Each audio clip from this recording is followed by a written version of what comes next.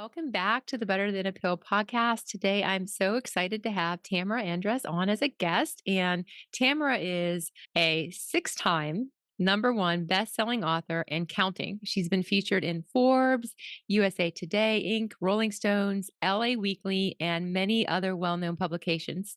She's a keynote speaker and also a top podcaster. She has her own podcast called the Messenger Movement Podcast and 2 other shows. She is a serial entrepreneur who works with high capacity Christian leaders to become millionaire messengers and share the good news. She's wildly in love with the words and the word. And through her publishing company, FIT in Faith Press, she catalyzes messengers in the marketplace by building business tree through publishing, podcasting, and platform development while keeping play at the core. Her nonprofit, the Founder Collective, focuses on ordaining and sustaining marketplace ministers. Wow. I know. Let's all take a breath, okay? All y'all need to know is I'm a beach baby at heart. I love to chase the sunshine. I've got 2 kiddos, and I'm a wife of 12 years, and I'm a daughter of the king. So I think bios are great, but I'm listening to it, and I'm like, nah. Zoom fast. Let's go. I'm excited to connect with your community today. And I will tell you, because she had an episode on my podcast too, you guys have to go back and listen to it. It was incredible. I have actually referenced that podcast so many times in the last couple of weeks about people who are newly just being diagnosed with some of the similar things that you've walked through. And your story has been a hope story to many people. And so your podcast is such a pivotal thing for people walking through, and specifically Better Than the Pill, I am such an advocate for. Oh, thank you so much, Tamara. I was grateful to be on your show, and I'm so glad you're here today. And I know you have your bio does say a lot, and I'm not going to just sit here and say, I mean, you're amazing. You're doing a lot to help this world and spread the word of God. And so we have a lot to talk about today. And, it's just like, okay, so we're going to talk a little bit about health, spirituality, mindset, and whatever else comes up. Right. Yeah. So let's start off a little bit with the health part. Tell me a little bit about your physical health and how that plays a role in your spiritual journey. Yeah, that's huge. I was just on our weekly discipleship call that we have with It's Open to the Community, and we were actually talking all about health. And it's so interesting how different people come into this revelation at different seasons of their life, right? Some of the people that are talking are well into their 50s. Some of the people are in their 30s, and they've never, ever addressed this. And so I'm wildly grateful that my health journey started when I was really young. I remember eating pineapples and cottage cheese as the household snack, right? We didn't have the cupboard filled with all the goodies in the box things. And my parents were like original Gold's gym rats from back in the day on the West Coast. And they were bodybuilders, and, they drank 12 eggs for breakfast, or so my dad did. And so knowing this, and that was really how I was raised, was like the traditional pyramid style eating. But I had 16 years of gymnastics that I was also endeavoring as a physical realm to my health. And that kept me very conscientious, right? Conscientious because I am inside of what is essentially a bathing suit, right? On a consistent basis. So just being really mindful, like I'm a young girl. You can only imagine. This is when MTV came out. This is when magazines came out, 17 magazine and all of those. And I am a young girl growing into my body for the first time and dealing with things that I had been actually just shown at a very young age, which is both I had some sexual abuse trauma that happened when I was young. And I also was exposed to pornography at an age of between 5 and 6. And so all of those things combined, health being presented in a good way, confines of a sport that has a large requirement of discipline, and then some traumatic things that we're exposed to that I think society at large doesn't often talk to, especially as women, that by the time I was in my 20s, I was really living my life for the Barbie-sized, expression of what my body should look like. So dealing with all of those variable pressures, some positive, and they've been such a gift to my life, and learning discipline from gymnastics gymnastics and learning discipline from my parents and what is healthy and how to eat, but moving on into some of the more, crucial pieces that ended up blanketing me from a place of shame around my body. So I dealt with a lot of shame situations, so much so that I wanted to adjust my body medically in order for me to have that perfect figure. And I was still, working out in that season. And really, when you think about it connected to spirituality, my physique and my body as a woman, my temple, if you will, was being presented as an idol. I had idolized it, and I thought that that was what love really was from the lens of a man. And so it really, for a long time, was really detrimental, specifically in my 20s and even into my marriage and going through motherhood and watching that body change happen. I really dealt with a lot of difficulties mentally. Postpartum was not the traditional postpartum. It was more postpartum because of my own idolization of my body and being like, I'm out of my body right now. I'm out of my skin. This is not who I am. Who thinks I'm beautiful, let alone my husband, right? And so I went on a spiritual journey with my body about 8 years ago. And the Lord literally called me back to the gym, and he had me completely shift the way in which I was focused on creating the vessel that God had gifted me versus this temple that the world expected me to have. And it's been a really healing journey. And I'm so grateful to my body that it has sustained me through, but more so grateful to God who sees me as so much more than what my body is. Yeah, yeah, because and I mean, we've talked about this before. We have that in common that, that level of having shame Mm. for and that's not of God. Yeah, not at all. And I think It that's what a lot of people carry. I mentioned that conversation that we were just having and the variability of ages. Most people, especially if there's weight issues, positive or negative, right? Underweight, overweight, it's connected to a level of shame. And yeah. so my shame was underweight. I never dealt with being overweight, but that underweight was because I felt shame around my body connected to so many things that I had done and also things that had been done to me. So the underweight, explain that a little bit more what you mean. Well, I think the fascination that people have as like emotional eating, right? I never dealt with anorexia or bulimia, but I was so conscientious of the mirror and what I felt like in Okay. my own Yeah. skin. And so just really the obsession that my underweight body became and the shame that I carried connected to that. I think a So lot of you people just think that if you're overweight, you carry shame, but it's both and. Oh, I see. So what you're saying is because so you wanted to put on weight. No, no, no. I wanted to be small. I wanted to be Okay. Okay. smaller than my body frame actually was meant to be, and I carried shame around the fact that I knew I was focused on my body too much and that I Okay. was doing it for all the wrong reasons. I never got to be comfortable Yeah. even with my physique the way that it was and people idolizing it the way that they did. Yeah. Yeah, but that makes sense. I wanted to make sure I was hearing that right. And so Yeah. yeah. And so you had a lot going on though. So you think about and God has probably led you in this direction and a lot of people listening today and myself included can understand that when we have trauma, Yeah. that's a big deal right there. Huge. And we do things to protect our bodies in many ways, Yeah. right? Yep. And I think And this is where we know biblically, like that God has redeemed even that, right? mhm, He's literally redeemed. He's given us a new heart. So your yeah. heart of stone, which is often connected to your physique, is something where your pounds connected to a scale, they start to shed and or they start to be added to, depending on what spectrum you're in. And it's done so through the lens of your identity, if you're a female listening, as a daughter, or your identity as a son. And there's nothing more beautiful than being in the freedom realm of being aligned and whole in your health versus striving in your health. Absolutely. And it's like, what you're describing is in a sense of the idol, something that's Mhm. mastered you, Yes. Oh my gosh, yes. right? Yes. I And know. I've learned to master, thank God, but for a very long time it mastered me. And I think it masters a lot of people without them ever actually bringing language to that. I don't think they even know it. Right, right. And I know for myself included, just with the whole eating and exercise piece, it was the surrendering part is what brought me to God, which has brought me to love my body. Right. Yeah. And that's what I'm hearing you share as well. Yeah. And you know, like Yeah. a really small piece to that, Carrie, in the surrender piece, when I told you that Jesus kind of lured me back into an environment to work out, first off, it was a women's only gym that really helped heal me versus going to some places where it was co ed. That was one thing. And secondarily, you'll find when you go into gyms, the music that they're playing is not actually safe for your heart, and it's not actually good for your mental health or your emotional stability if there are lyrics that are not honoring you as a woman.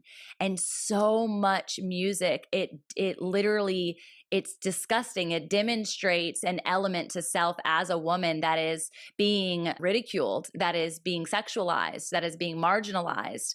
And so when I went, though I didn't get to control the sound system of what was happening in that women's gym, I would go to the classes and to the trainers that allowed me to have an expression without those words being recited. And the crazy thing is I knew almost all of the words, right? I was raised in that era. So I knew all the words. And that even made me so upset with myself and with culture because we were memorizing words that are defaming to the body that God created in its perfection. And I have a hard time, I think people here can too, like they're like, I'm terrible at memorizing phone numbers, or I'm terrible at remembering names, or I'm terrible at memorizing scripture. And here I am, and I know the words to every terrible song from the 80s and the 90s and the 2000s. So when I shifted that ability, that those words were no longer going to penetrate my spirit, and I was going to have a new song in my spirit and in my head, literally repeating. There were songs that would come on and I would just be like, Jesus, Jesus, Jesus. And I am telling you, it is a game changer when you can get in an environment that is like speaking life over your body rather than death.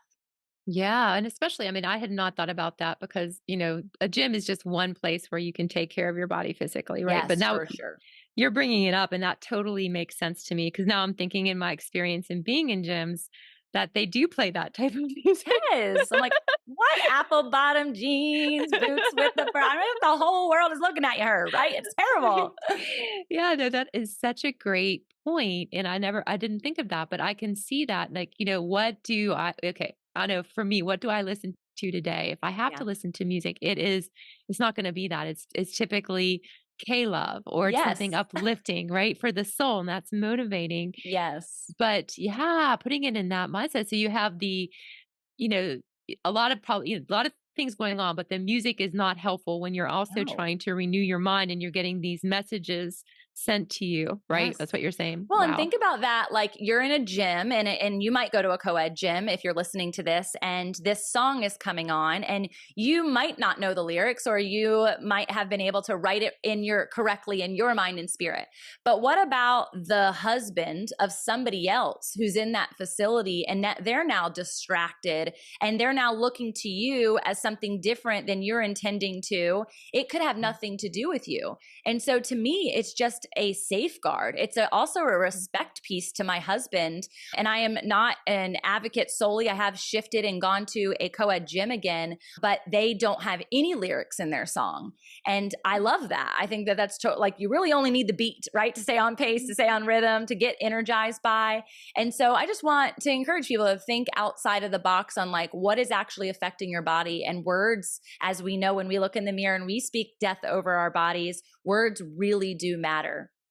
They do. And like the work is, so you can speak to this too, is when you hear the lie, turning that Mm, around immediately.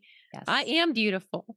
God has made me, I'm wonderfully created. I mean, Yeah. having to like really shift that. And did you have to do that? I'm going to imagine a lot as well when A yeah, lot. And yeah. honestly, Carrie, even just this last month, I've gone through a little bit of a health, I would say challenge, and I'm coming out of it. I have varicose veins that I've struggled with since I had my second child. And I went and got the procedures on them because the blood pooling in my leg was just driving me insane. And it was the first time I had been running regularly and I was really enjoying it, but it was affecting my body in a way that I couldn't sustain. And I'm either sitting in a chair all day podcasting like this, or I'm standing at events all day. And sometimes that doesn't correlate to blood pooling. I need to be doing both, and I need to be propping my feet. And as a mom and an entrepreneur and a new puppy mom, as you heard, like I can't keep my feet propped all the time, right?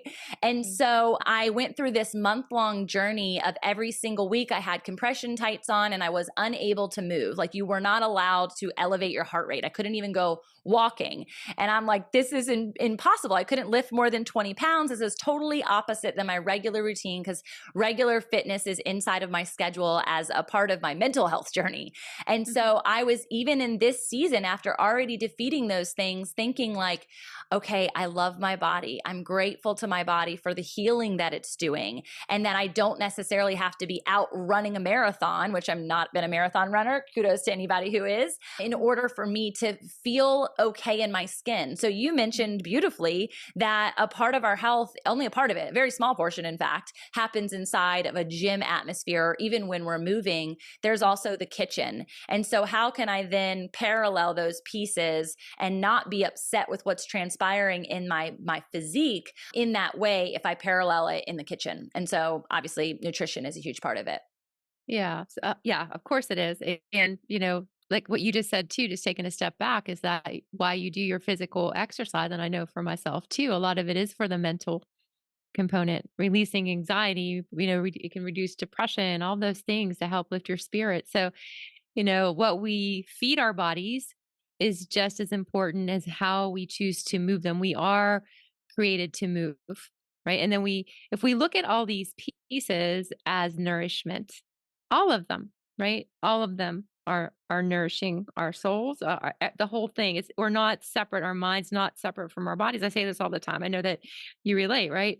Yeah. So it's just as important, what we're putting in our body. And so what what helped you? What did you do? What are you doing nutritionally? So I'm not a yo-yo fad diet person. I did get involved with an organization called E2M. It's called Eager to Motivate. And anytime I am a part of any organization, because I'm an entrepreneur, I'm also looking at it like with the deeper roots of like, how did this email marketing sequence work? And how did they do the marketing to get they have like 230,000 people in their Facebook group. It's wildly active. And so I'm like, wow, this is incredible. That's literally why I was invited by my sister. She was like, you should come because the program is awesome, but you should also come because you're going to be blown away by their systems and their strategies and the way that they encourage their people. And it's amazing because like just what you're saying, it's not just the physical workout, it's the nutrition side, it's the mental health side. So there's mindset coaches, there's faith-based coaches inside. So they're training you up spiritually. And it's the powerful understanding that alignment that's wholeness. Alignment is health. And one season, just like the season I just walked through, one season is going to look different in your alignment, and it's not about balance. So even people who are very much advocates for well-balanced meals, what does that actually mean? I can eat as much bread as I do broccoli? No, not really. And so it's processing out alignment based in the season that you're in and giving yourself grace in that season to know it might look different this time around than it does the next time around than it does the next time around, because we're ever evolving and our stress levels are ever changing and our environments are always changing. I'll tell you my favorite places that I go is specifically when my family travels internationally a lot. I take retreats internationally with people and bring women around the world because they don't often get outside of their own, small circle inside of their communities. And people are shocked by how well other countries eat and how holistically they eat. And there's no boxes around the entire time they're there. Everything is homemade. And that is a possibility for all of us. And we don't have to fit into what has been commercialized to us, what has been marketed to us as quick, easy, because nothing about my health, my wealth, or my eternity is quick and easy. And so as I've come into knowing that, it's also how we prep, how we get into our kitchen, how we cook for our children, what snacks they have exposure to. And so we're very much about landscape design. Mm. Wow, that's great. And so tell us again, what's the name of the E2? Yeah, E2M, Eager to Motivate. It's out of Charlotte, North Carolina. Oh, I'll have to look that up. Yeah, E2. really cool. Awesome. Yeah. So I like what you said about we're changing. We're going to go through phases, and that being said, some things may be permanent for some people, and changes they may need to make. Yes. They may need to stick to just depending on what that is. But I think Yeah. that the level of that is individualized, that we're all created differently is something I like to drive home because what works for one person doesn't necessarily work for the other person. Yeah. Yeah. I've been intermittent fasting now for 8 years. And for about 6 of those years, I was really regimen. Like I maybe would break the fast as far as the cycles. I was on like an 18 or 20-hour fast every day. And I would maybe break the cycle twice a month. And now I am in this place where I'm like, you know what? Like I can give myself more grace. My body likes it actually when I break that sequence. And so I do generally twice a week now. And I'm just mindful of like, what do I need in this season? And breakfast is my favorite. I love breakfast so much. And so I just had an egg with my lunch because I love breakfast foods. And I encourage other people, like, don't follow that because it worked for me. Like, follow that because it's right for you. And it was an exposure point that I needed in that very critical time of my health and wellness for me to be able to release some things that I had been like literally coached that I needed 6 meals a day or that I needed all these things. And that's all I knew. And so I am very much an advocate for breaking cycles. And that's spiritually, emotionally, mentally, right? Entrepreneurially is like get out of what you think works. And because I promise you, there's another layer and level to a better cycle and a better system for your life. And so trying something new. And sometimes that's something new for me. One of my biggest struggles has been rest, like just letting yourself rest. Right. And so, yeah. Yeah, yeah, that resonates. Yeah, we definitely are in the same wavelength, but that is something that is so important. We had a sleep expert on not too long ago, and just, I mean, it's hard for me. Yeah. But, that's that this but, the slowing down is good, but I don't know about you, I'm not a napper. Mm. So, I love and naps. Love them so I much. I admire you, and I admire people that can do that. Yeah. I do because I was like, "Wow, I just wish that I could do that." It is. It's well, and I'll tell you that I have a story just in my nap journey, honestly. So in that same season that I was telling you about in my 20s, I was so depleted emotionally and I was living life so void of fulfillment. And yet I had run at that point 9 different businesses, 2 which were still active. One was a global business. I was working sun up to sundown. I also had 2 kids under the age of 2 and I was married. So like I was totally out of alignment. My priorities were completely wrong. And I was sleeping on average, when I would take a nap, 3 hours at a time, in addition to 10-ish hours at night. And I found later, after giving up gluten, after intermittent fasting, after all of these different things and healing, a lot of emotional healing, that my response mechanism to stress was to flight, right? Fight, flight, freeze, or fawn is another one. And I was a flighter. I wanted to run away. And so what better place to run to than comatose and not being in your body or in your mind, really, you're sleeping. And so now I have the gift of being able to take those 20 or 30-minute power naps, and I literally feel like I just slept for 4 hours. And I'm like, let's go. I'm ready for the rest of the day. And I am also super regimen in my nighttime sleep. I always get at least 8 hours a night. So I'm in bed by 9:30, up by 4:30 or 5, falling asleep with my babies every single night. And I treasure my sleep, but I do it not because I'm running away from something, but because I'm preparing for living and being awake in my life rather than sleeping through it. Yeah, I do the same thing. That's excellent. Yeah, that sleep routine is key, getting to bed, and that's good to hear. Like you're somebody else that's getting up that early, right? But Yes. you go to bed early too, so Yes. there's the payoff. And you are a serial entrepreneur. So I mean, I know that you have a lot, physical health you've shared, you're definitely on a spiritual journey and your work. Tell us a little bit about that in your entrepreneurial journey. Like I know you're working for God and, tell us about that a little bit. Yeah. So it was actually after this like 3-year hiatus. It's really referenced to as like the hidden years where I pretty much quit everything besides being a mom and a wife. And I'm so grateful that I chose to do that. And that is really when I started to learn who God was, who he is, who I am through his eyes, and what does calling mean and what does purpose mean and what is identity. I had no idea what these things were. And it was also when I first got a business coach. And I knew at that point that I was meant to help other people step fully into their dreams. But I knew with an amazing deposit that the Lord gave me that it was in a totally different order than the world teaches. And so I teach a 3-part methodology that it is being before brand and business. And I did this wrong. I did this so wrong. I went right after the business. I went right after the money. And then I was like, okay, let's formulate this brand. How do we want it to look? What is it going to present well? Who is it for? Now, I could do all of that and it has nothing to do with me, right? No identity is infused in that. I'm just an ideator and a machine. But it was this amazing conversation that I had with my husband during that hiatus, that hidden season time. And he asked me the question, what are you passionate about? And remember the 9 businesses, I've done 2 since then. So the 9 businesses this time, and I had no words, Carrie. I didn't know what I was passionate about. And he like leans forward, eyes open, and he's like, we just spent our life savings for the last decade on something you're not passionate about. And he starts going down all the different businesses and asking about all the different realms. Are you passionate about maternity? Are you passionate about fashion? Are you passionate about all these different things? And I'm like, no. And I'm like, hold on, like, let me brain think. Let me sit with this really big question. This is like a lifelong question. And I ultimately came to the fact that I love people. Like I'm passionate about people. And if I can help other people thrive, then I know that I'm going to not only sustain my own personal well-being, because that's what servant leadership is about. It's about serving other people, but also it's going to expand them and their territories.